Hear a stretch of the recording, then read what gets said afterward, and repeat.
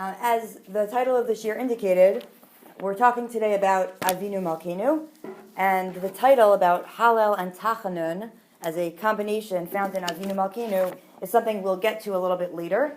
But first I want to talk about some background about this tefillah, the text, where it comes from, then some of the more halachic aspects of this tefillah, and then a little bit about what we're doing here, what this tefillah... The second session is starting now. Thank you. My students hate when I do that. I start early. A little bit about what this tefillah is actually all about, and along the way, hopefully, we'll develop some meaningful messages. So the first section, try to follow along on here also, but it might be too small to see. I don't teach in this room. Okay, the first question is, where does this tefillah, this prayer of Avinu Malkeinu, come from? Do you have a sheet? Yes, I do. Thank you.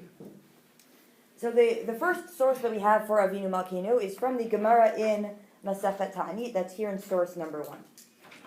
Masechet Ta'anit tells us that in a time that there was not rain in Eretz Yisrael, the Chachamim would establish a set of fast days. So if it hit a certain point in the calendar year, of course Israel only has one rainy season, if it hit a certain point in the calendar year and there hadn't been rain, they would decide that there would be a certain set of fast days, and they would get progressively more serious. First it was only the rabbis of the community who would fast, and as time went on, if there was still no rain, more and more people would be added to these fast days. So as part of this process, there is a story that's told about one time that the people were fasting. Shuv ma'aseh Rabbi Eliezer, she'yarad lifnei hateva. There was a story, it happened one time, that Rabbi Eliezer, yarad lifnei hateva, means he was the shliach tzibor, he was davening on behalf of all of the people. Ve'amar esrimu va'arba brachot. And he recited these 24 brachot that were established by the rabbis as part of the tefillah for these fast days. Instead of the regular Shmona Esrei of 18 or 19, they added several brachot. And he, Rabbi Eliezer, his tefillah was not answered. God did not respond to his tefillah asking for rain. Afterwards, Yarad Rabbi Akiva. Rabbi Akiva took over as the Shliach Tzibor. V'amar, Rabbi Akiva said, Avinu Malkeinu, ein lanu melech ela ata. Avinu Malkeinu, our Father, our King, we have no king other than you. Avinu Malkeinu, lema'ancha rachim aleinu. Avinu Malkeinu, for your sake, have mercy on us. V'yardu geshamim, and the rain began to fall. Hevu Maranane Rabbanan, and the people started talking. The rumors started flying. Yetzta bat kol v'amra, and a voice from heaven came out to establish, Lo bipnei shezeh gadol mizeh. Stop the rumors. It's not true that Rabbi Akiva is greater than Rabbi Eliezer. Rabbi Akiva, in fact, was a student of Rabbi Eliezer. So when Rabbi Akiva was answered and Rabbi Eliezer was not, the people were very concerned. What is this about Rabbi Eliezer? What's wrong with Rabbi Eliezer? So the Bat Kol came and said, don't worry. It's not true that Rabbi Akiva is overall a greater person than Rabbi Eliezer. Rather, El shezeh ma'avir al midotav, v'zeh eino ma'avir al midotav. Rather, Rabbi Akiva has one single character trait in which he is more qualified than Rabbi Eliezer, namely that Rabbi Akiva would let things slide. If somebody insulted him, if somebody did something to offend him, Rabbi Akiva would just let it go and he would not take offense. Rabbi Eliezer did not have that personality. Instead, he was somebody who did get upset when somebody did something potentially offensive to him. And because of that change in that difference in their characteristics, for this particular moment, for this particular tefillah, Rabbi Akiva was answered and Rabbi Eliezer was not. We'll get back to that in a little while to talk about what relevance that might have to this tefillah of Avinu Malkeinu and to the time period of the Yamim Noraim. But for now, we're taking this just as the earliest source for Avinu Malkeinu. This phrase, Avinu Malkeinu, does not appear anywhere in Tanakh, so our earliest source is here in the Gemara. Source number 2 is the Siddur of Rashi, and Rashi notes, I'm going to be focusing mostly on the underlined pieces, Avinu Malkeinu regilinu va'im la'omro mimei Rabbi Akiva. He notes that this tefillah comes from the time of Rabbi Akiva, and he reminds us of the story. When people saw that this tefillah was effective, it worked. Rabbi Akiva was answered. Throughout the generations, people added lines to this tefillah, and it became established for the days of Chava. Still a little unclear when exactly Rashi refers to that we should say this, but for sure, sometime in this season of Rosh Hashanah and Yom Kippur. The Or Zarua, who is a little bit later than Rashi, from the 13th century, he talks about something similar. The fact that we have this minhag to say this tefillah, again, he notes it's because Rabbi Akiva was answered when he used this phrase, this tefillah, and we too adopted this tefillah, very similar to Rashi at the last underline. Ha'am husifu kamokein al sheva aniyot d'matnitin d'perak seder tani. He compares it, in fact, to the brachot we noted earlier, the Shemona Esrei that was established for the fast days. That there are many tefillot that started off in the Gemara, and that we've taken that phrasing and added on to it as time goes on. The same thing happened here. Again, very similar to Rashi. The kolbo and the lavush are similar but slightly different. The kolbo, we're actually not sure who wrote this, but it comes from around the 14th or 15th century in Ashkenaz, in Provence or Germany. It just sort of showed up. Since we don't know who wrote it, we don't know exactly where it was written, but it is an Ashkenazi sefer. And he writes, Kishra'u hador shena'ana be'otat tefillah. Again, I'm in the underlined pieces. When the generation of Rabbi Akiva saw that this tefillah was effective, hosifu ala divrei bakashot. The people of Rabbi Akiva's time added onto it. Divrei bakashot v'tachanunim. They added other lines of requests and supplications. V'kva'um limei tshuva. And they established this to be said during the time of tshuva. Again, similar to Rashi and the Kolbo, the only difference being how long this process took. Was it all in one generation, or did it snowball into a longer tefillah over many generations? And the Lavush is even more extreme than the Kolbo. He says that this tefillah was Nityasev Mipi Rabbi Akiva, and it sounds like he is saying that in fact all of these lines come directly from Rabbi Akiva, that perhaps the Gemara is an abbreviated form, or in later years Rabbi Akiva added to it, because he notes that it was established to parallel the lines, the brachot of Shemona Esrei. So the two lines that we have in Masechet Tanit are not enough to have an exact parallel to the different brachot in Shemona Esrei. So he seems to be implying that Rabbi Akiva himself had a longer version of the tefillah, whether originally or once he saw it worked, he went home and wrote more lines. Okay, this is from the Lavush, who was in the 16th century in Prague. Right. And the Sefer HaManhig, which comes from the 12th century in Spain, he notes that we in fact have the minhag that we in Ashkenaz, well, he's from Spain, so he notes that B'Tzarfat ube Provencia, that in France and in Provence they have a minhag to recite Avinu Malkeinu from Rosh Hashanah until Yom Kippur, but this minhag does not exist in Sfard. Okay, so we see this is our earliest source, but what exactly is this tefillah? So page 2 is a photocopy of the ArtScroll Machzor, just a text of Avinu Malkeinu that we are most familiar with. But if you turn the page to page 3 is taken from the Machzor Vitri. The Machzor Vitri was written by Rav Simcha Vitri, who was a contemporary of Rashi. And this is one of our early sources. We had the Siddur of Rashi as well. This is one of our early sources for not only the tefillot, but a machzor at that time meant and included all of the halachot as well. This was pre-Rambam's Mishnah Torah, before the Rambam, before the Shulchan Aruch. So they had the halachot for the different chagim recorded in these machzorim. So it was both the tefillot and the halachot for those special days. So the Machzor Vitri, again, reminds us of the story in Masechet Tanit, and this is the text in the Machzor Vitri of Avinu Malkeinu. The numbers here parallel the numbers on the previous page. So for example, 1, 2, and 3, the Machzor Vitri's first 3 lines are the same as what we have. Then the 4th line that we have does not appear in the Machzor Vitri. Avinu Malkeinu Chadesh Aleinu Shana Tova does not appear in the Machzor Vitri. Instead, he skips directly to what we have as line number 5.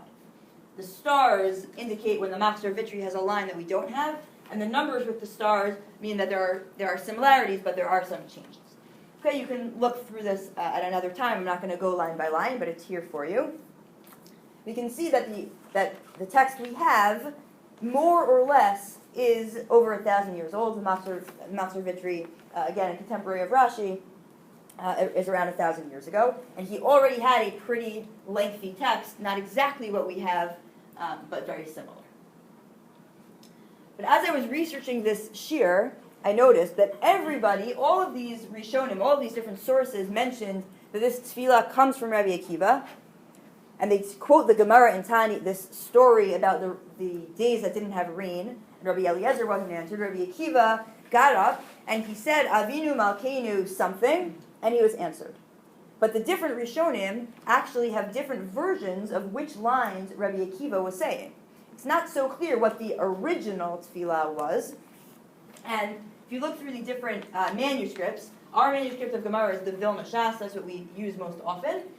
But the Saul Lieberman Institute has all these different manuscripts available online. Thank you to my brother for pointing this out to me.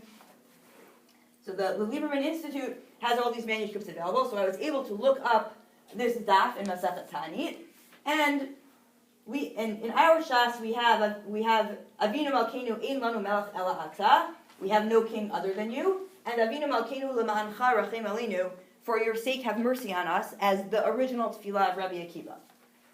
But different manuscripts add different numbers. Some have 4, some have a different 2, some have 3. You can see here, it's not so clear what Rabbi Akiva himself said, which means that in these different manuscripts, they're all working off the assumption that there are many lines, I can assume. They all have the assumption there are now many lines of this tefillah. Some of them date back to Rabbi Akiva, others do not, or at least not to the original story of Rabbi Akiva. And it's just not clear which ones were part of the original. Again, just for curiosity's sake. I want to get on to discuss some of the more halachic aspects of this tefillah. It's a little bit less relevant this year, but very relevant in other years. Of course, this recitation is not a halacha, it's a minhag, but it still has some halachic aspects. The main discussion that centers around the halacha is Shabbos. Should we be saying Avinu Malkeinu on Shabbat? This year it's only relevant for Shabbat Shuvah because Rosh Hashanah and Yom Kippur are during the week.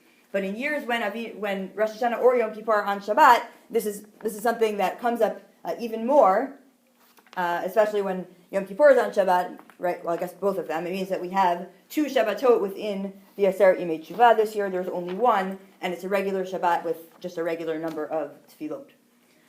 But still relevant. Again, every year there's at least 1 in the Aseret Yemei Teshuvah.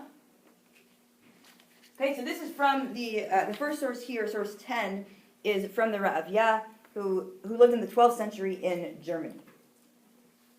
Okay, we are again familiar with this minhag noted by the Ra'avya. V'yesha omer b'shem Rabbeinu Gershom ma'or hagola sheyesh lo amro afilu b'Shabbat. Well, first he quotes the minhag that is not what our practice is. There are some who cite Rabbeinu Gershom saying that we should be saying Avinu Malkeinu even on Shabbat. V'yesha omer mishmo sherak be'erev Shabbat ben mincha yesh lo omro v'lo b'Shabbat v'ha'am lo nahagu kin. And others say that we should not be saying it on Shabbat. We should be saying it perhaps on Erev Shabbat at Mincha. We'll talk about that in a minute. But we should not be saying Avinu Malkeinu on Shabbat. And he says Ha'am lo nahagu kain, which is a little bit confusing, which he says the people did not practice like this. Well, he just quoted 2 minhagim. Not so clear how to interpret that line in the Ra'avya. If I had to guess, I would say he means that the minhag is the earlier version. Okay. Source number 11 from the Kolbo, it was a little bit later in the 14th and 15th century. He writes, Achar kach omer Avinu Malkeinu afilu b'Shabbat. He states as the original halacha or minhag that we should be saying Avinu Malkeinu on Shabbat. And he notes that there is an alternative minhag, Baal Ha'itim, who writes, Nagu b'miksat mikomot amri Avinu Malkeinu afilu b'Shabbat. So he quotes the Baal Ha'itim, who's from Barcelona. So the Kolbo is in Ashkenaz, and he says we should say it on Shabbat. He quotes the Baal Ha'itim from Barcelona saying that some people say this on Shabbat, but we should not do that. Okay, it's not really a straight Sephardi-Ashkenazi split. There are different minhagim throughout both Sfarad and Ashkenaz. Source number 12 is actually, if you don't know anything about this sefer, it's a very interesting sefer. It's called Magen Avot. It was written by the Meiri. I was introduced to this sefer actually several years ago when it was in the Beit Midrash program at Camp Stone. We spent some time learning the sefer Magen Avot. So I credit Camp Stone for introducing me to this sefer. Magen Avot was written by the Meiri, who lived in the 13th century in Provence. And around that time, the Meiri had a battle to fight, because at that time, the students of the Ramban were spreading into Provence. I don't know that much about the history of what was happening in the world at that time, but what was causing them to leave Spain and enter Provence. I'm sure some of you know more about that than I do. But the students of the Ramban were entering Provence, and they were coming from Spain and had all these Spanish minhagim, and they were trying to get the community in Provence to follow the minhagim of the Ramban. After all, my Rebbe is better than your Rebbe. Follow my Rebbe. So the Meiri wrote a sefer called Magen Avot, obviously taken from Shemona Esrei, but literally protecting the fathers to defend the minhagim of Provence against the students of the Ramban. The Meiri writes, Anu nohagim lomar avinu malkinu b'Shabbat shel Rosh Hashanah v'shel Aser Yimei Tshuva v'heim inam nohagim kin. We, here in Provence, have the minhag to recite Avinu Malkeinu on Shabbat, whether it's Rosh Hashanah or just Shabbos Shuvah, and they, the people coming in from Sfarad, don't have that minhag. And he writes how they're trying to get us to change it. This is just his title, and he spends several paragraphs trying to defend his minhag. So again, we see that some were doing it on Shabbat and some were not. And in Shulchan Aruch, again, we see the Sephardi versus Ashkenazi split, but it's not consistent throughout. In fact, here it's flipped from what we just saw in the Meiri. Again, the Meiri is saying in Provence, we do say it on Shabbat. The students of the Ramban don't say it on Shabbat. And that's in the 13th century. And a couple hundred years later, in the Shulchan Aruch, we see that the Mechaber writes, Omrim Avinu Malkeinu. This is about Yom Kippur, but presumably Shabbos is Shabbos. The Shulchan Aruch writes, we do say Avinu Malkeinu, and the Rama notes, Uvemedinot Elu Ein Omrim Tzidcha Kabbalah Avinu Malkeinu. The Rama, so the Ashkenazi comments that are interspersed in the Shulchan Aruch, writes that we do not say Avinu Malkeinu on Shabbat. Okay, source number 14, the Rivash. So he lived in the 14th century in Spain and in Algiers. He writes the Spanish minhag from Saragossa. Nahagula omro b'Shabbat Shuvah u'b'Shabbat Shel Rosh Hashanah v'Yom HaKippurim. He writes that here in Saragossa we do say Avinu Malkeinu on Shabbos. Uve Barcelona, but in Barcelona, so we're Spain versus Spain. Lo nahagula omro b'hem klal. The minhag was not to say it, and here is our first foray into why. B'pnei shehu she'ilat tzrachim. Because Avinu Malkeinu is where we ask God for things that we need, and this is something that we do not do on Shabbat, and he notes that the Ashkenazi minhag is also not to say Avinu Malkeinu on Shabbat. Okay, we'll get into more about why we would or would not in the next section. Just for time, I think we're going to skip source 15. Again, source 15 is from the Yalkut Yosef, which is a contemporary sefer written by Rav Avadia Yosef's son about the Piskei Halakha of his father, Rav Avadia Yosef. You can glance at that later if you're interested. But let's move on more to why or why not. Why would we or would we not say Avinu Malkeinu on Shabbat? So as we saw in the Rivash, the same is here in the Bach in source 16. Gam in omrim Avinu Malkeinu keshachal b'Shabbat, kevan shehu she'ilat tzrachim. The same idea that Avinu Malkeinu is where we ask God for things that we need. And we all know that on Shabbat, we limit our Shemona Esrei. There are some people who don't say Harachaman in Birkat HaMazon. For this idea that Shabbat is not a time at which we should be asking God for our needs. We should be focusing only on things relevant to Shabbat and Kedusha. And the Meiri as well, in the Sefer Magen Avot, when he's writing the argument of the other side, he writes, Lo nitana Shabbat l'tfilah shel she'ilat tzorech, ela l'tfilah shel shevach v'hoda'ah v'kiddush hayom v'zchirato. Same idea, this is not something appropriate for Shabbat. take a moment to just flip to source number 20. We'll go back in a minute. Again, with this same idea, okay, the Elia Rabbah, who was a much later source in the 17th and 18th century in Prague, he writes that Avinu Malkeinu, sorry, one moment. Avinu Malkeinu, he is saying the same idea that we should not be saying Avinu Malkeinu on Shabbat. There are times on Shabbat that we do ask God for our needs. It's not true that we never make bakashot on Shabbat. The exception is what's called tofes bracha. When something is an established text of a bracha, we're saying the bracha anyway, and Shmona Esrei was a tofes bracha, so that's a whole separate question why they changed Shmona Esrei. But there are brachot that we say, for example, the other parts of Birkat HaMazon. There are parts of Birkat HaMazon where we ask God for things, but it's an established part of an everyday bracha. We're not going to skip benching altogether on Shabbos. So if it's part of the bracha already, we are allowed to say it. So apparently that is some of the argument on the other side. It's okay to say Avinu Malkeinu because this is generally what we say, what we do. The Elia Rabbah doesn't like that argument. He notes Avinu Malkeinu is considered Shelat Rachav, the Einu Be'emsa HaTfilah. He says it's not part of Shmona Esrei, it's not part of any bracha. It is its own tefillah. It's a self-contained unit. It's a unit that's completely bakasha, and therefore we should take it out.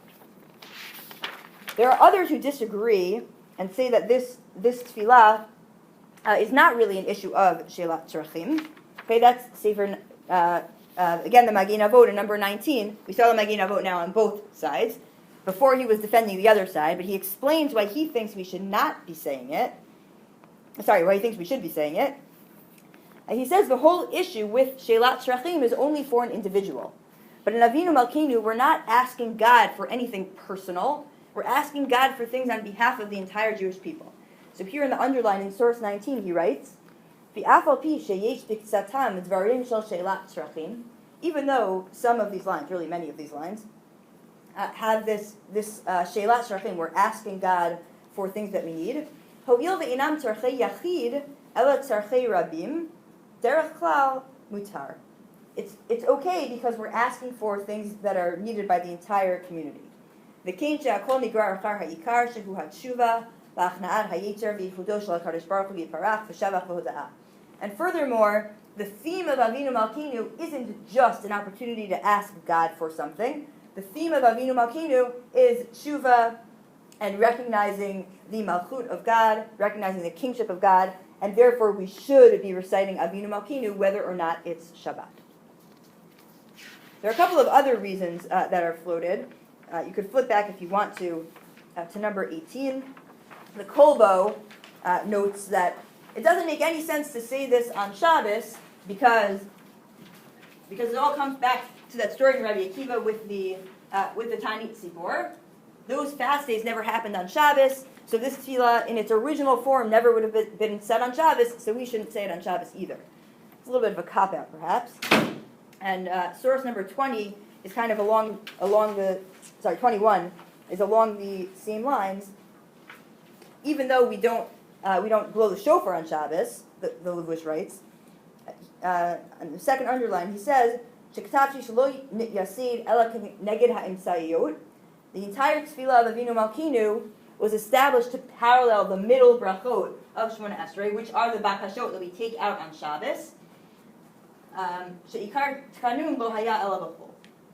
And the entire establishment of saying Avinu Malkeinu was to parallel the weekday Shmona Esrei. If we're not saying that weekday Shmona Esrei, because instead we're saying the Shabbos Shmona Esrei and Shabbos Shuvah, or the Rosh Hashanah Shmona Esrei, or the Yom Kippur Shmona Esrei, then it doesn't make sense to say Avinu Malkeinu. It has nothing to do with that day.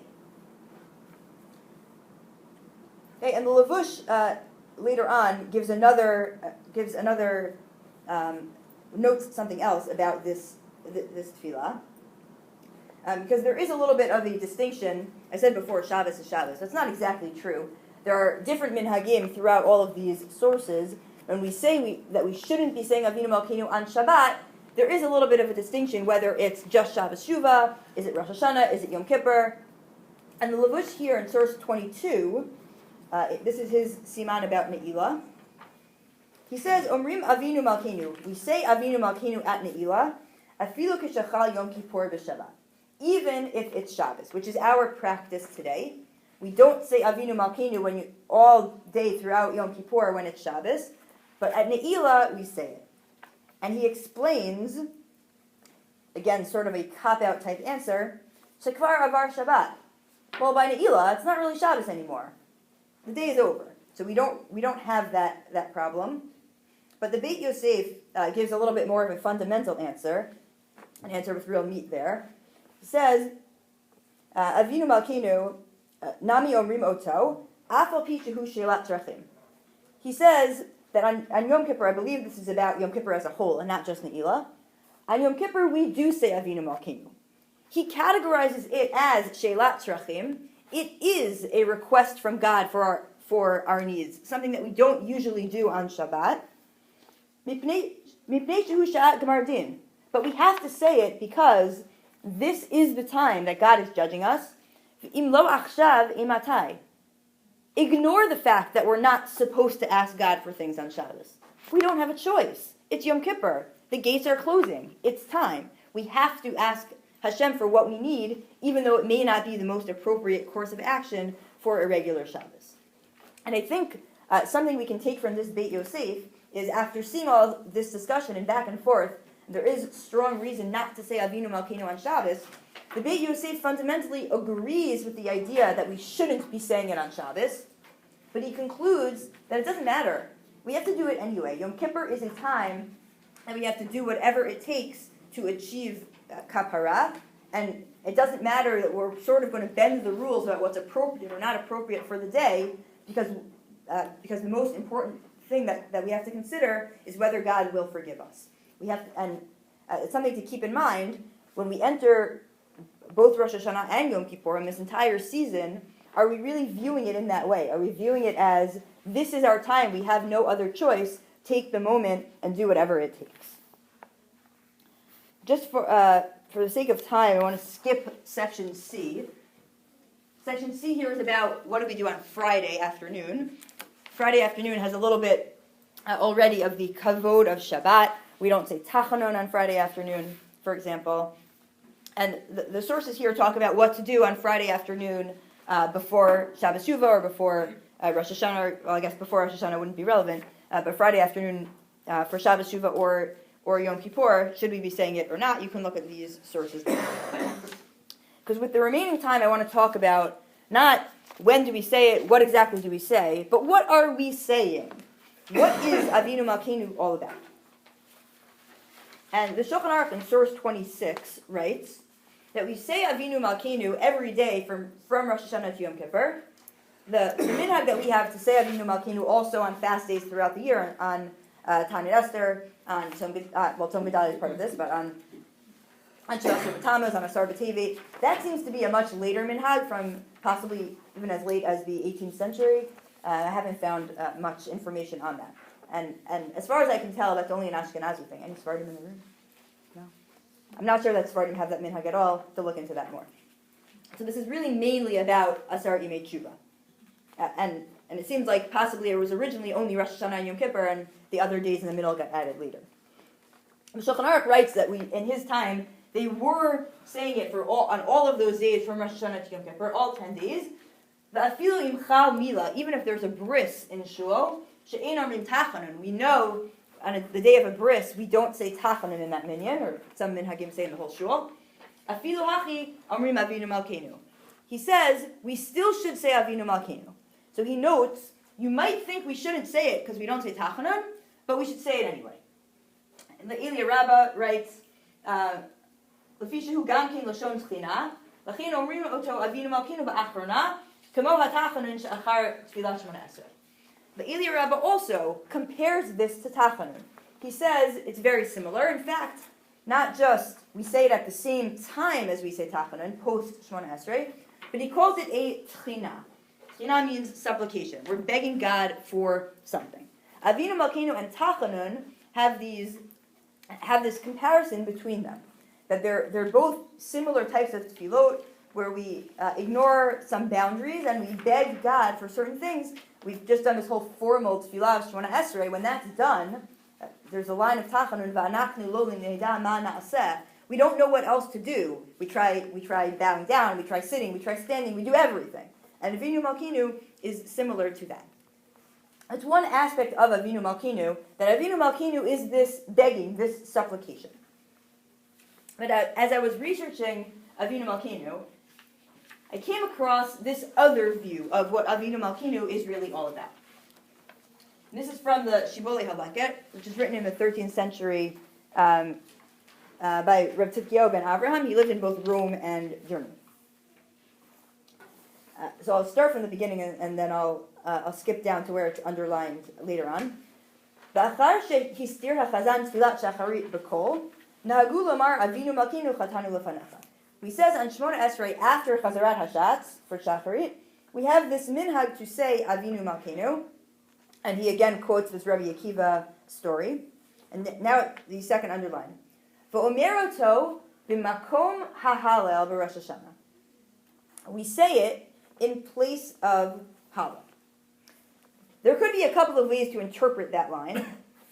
After all, it is just in the Siddur, in the timeline of Tefillah, we say it on Rosh Hashanah when on other Chagim we're saying Hallel. But he goes on to say, V'hata'am ufarash beparak Yom Tov shel Rosh Hashanah. He quotes a Gemara from Rosh Hashanah. Amar Rav Abahu, Amru malachei ashereit lifnei HaKadosh Baruch Hu.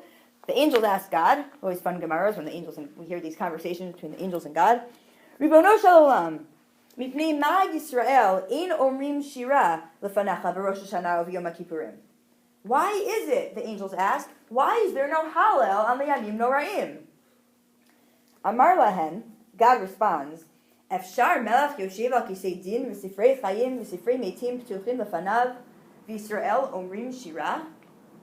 Does it make sense that it's the day that the king is sitting on the throne of judgment, the books of life and death are open in front of him, and Bnei Israel are there singing Hallel?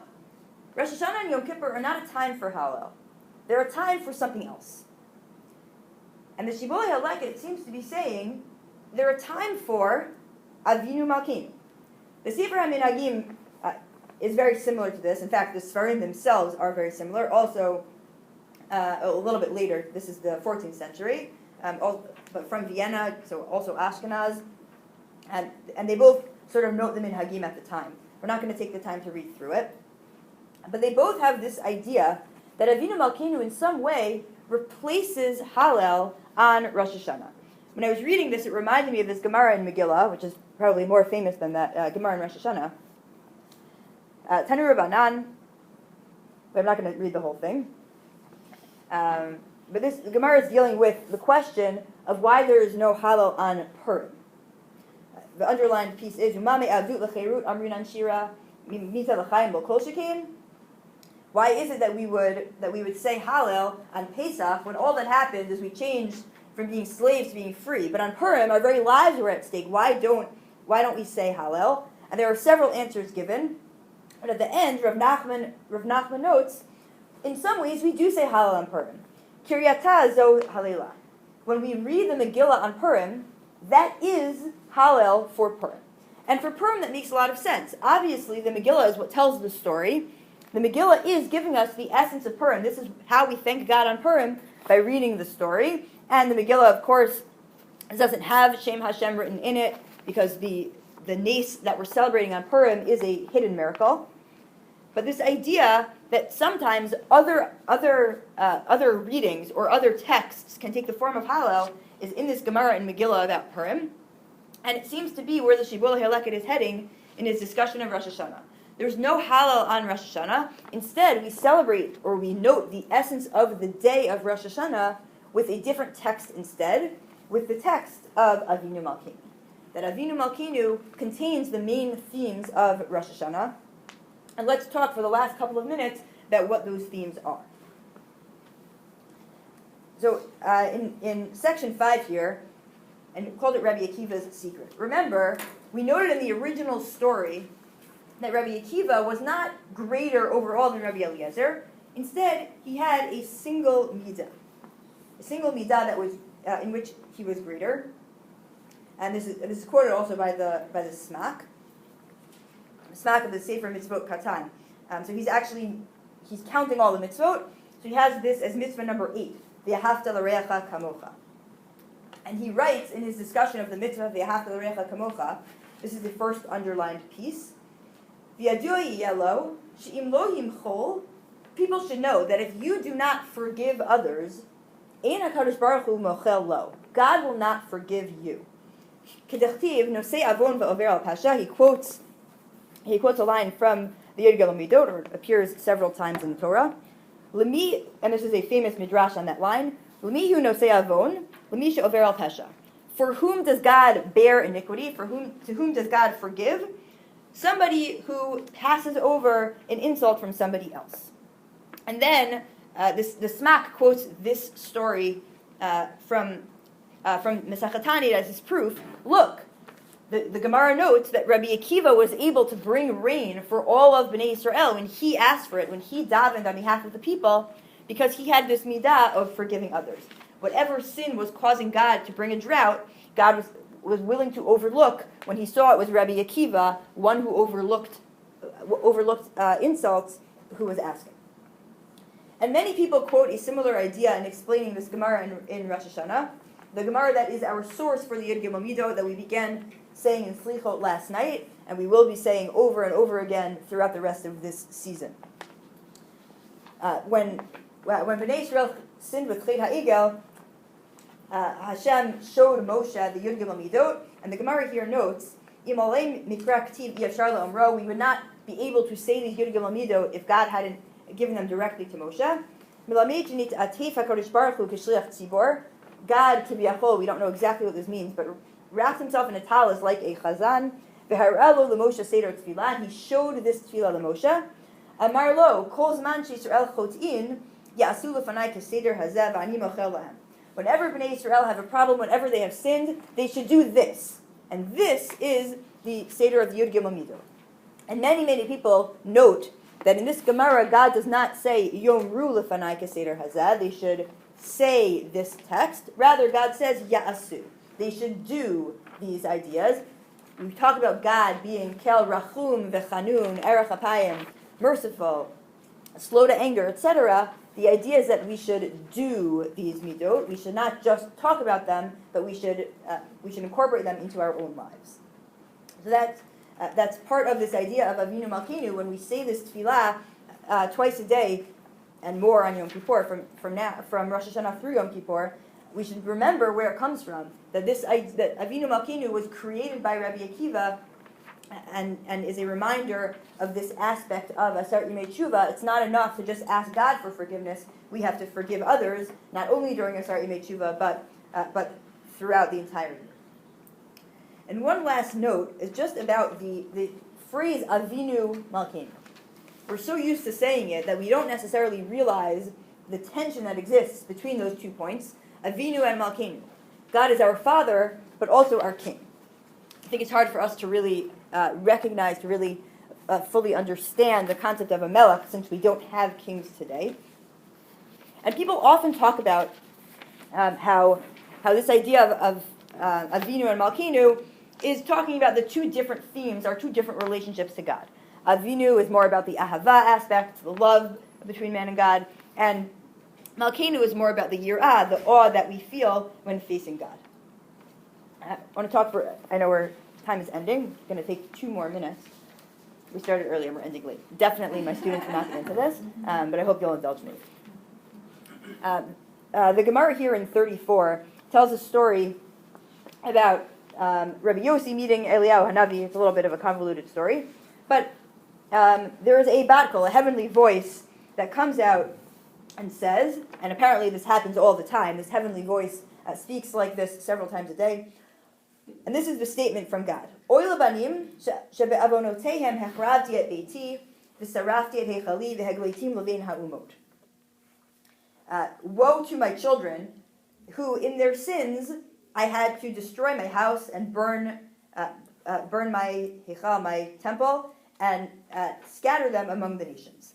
V'yamarli, and Eliyahu said to Rabbi Yossi, Chayecha v'chayei roshi, I swear to you, Lo she'azo bilvad omer kach, ela b'chol yom vayom shalosh pa'amim omer kach. This is where Eliyahu Hanavi tells Rabbi Yossi that this voice goes out 3 times a day. Lo zo bilvad, not only this, ela b'sha'ah she'Yisrael nechnasim lebatei knesiot ulebatei midrashot.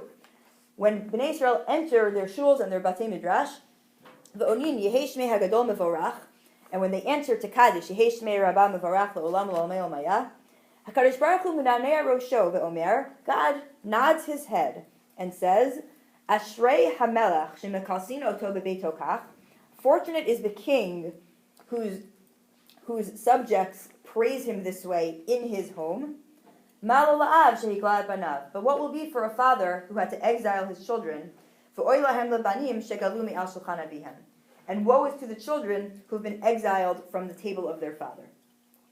And the Maharsha notes on this Gemara, the Maharsha comments on the Agadot in the Gemara.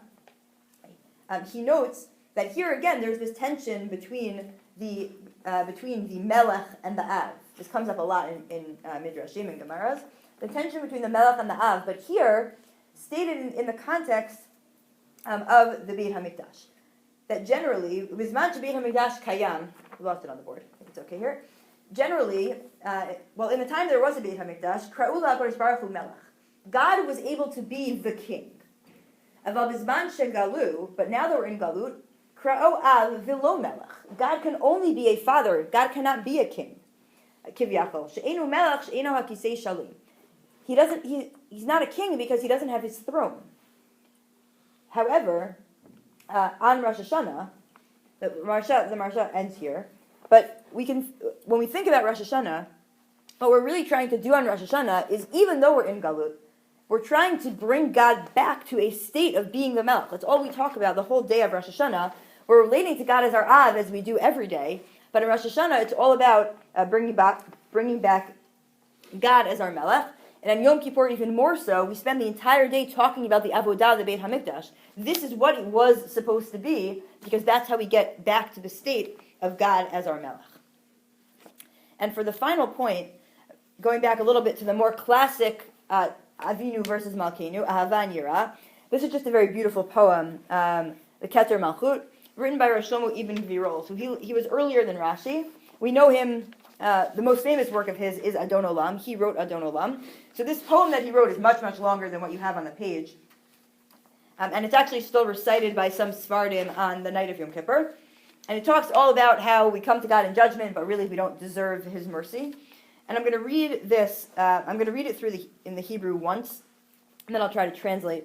The translation really doesn't do it justice, but it's a very beautiful piece, and I wanted to share it with you as a culmination here.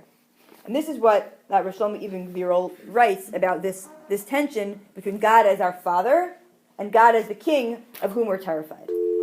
The second session is now over. Thank you very much for joining us at our Yom Iyun today. Freshman parents who are joining us for lunch can mingle a bit, and lunch will be ready soon. Thank you. Okay, so I'll just read this for a moment. Elokai, im avoni min so gadol, ma ta'aseh l'shimcha hagadol. Ve'im lo ochil l'rachamecha, mi achus alai chutz mimeka. Lachein, im tiktaleni l'cha ayachel, ve'im tivakesh l'avoni, evrach mimeka, elecha. Et kaseh mechamatcha betzilacha. God, if my sin is too great to bear, what will you do for the sake of your great name? And if I cannot hope for your mercy, who will take pity on me other than you? Thus, even if you kill me, I will continue to hope for you. And if you seek to punish me for my sins, I'll run away from you, but towards you. And I'll take shelter from your wrath in your embrace. I haven't found another piece that captures that tension of Avinu and Malkeinu more beautifully than this. With that, I will wish you a K'tiva v'chatima tova and a hopefully successful tshuva season now that we have some more insight into this tefillah.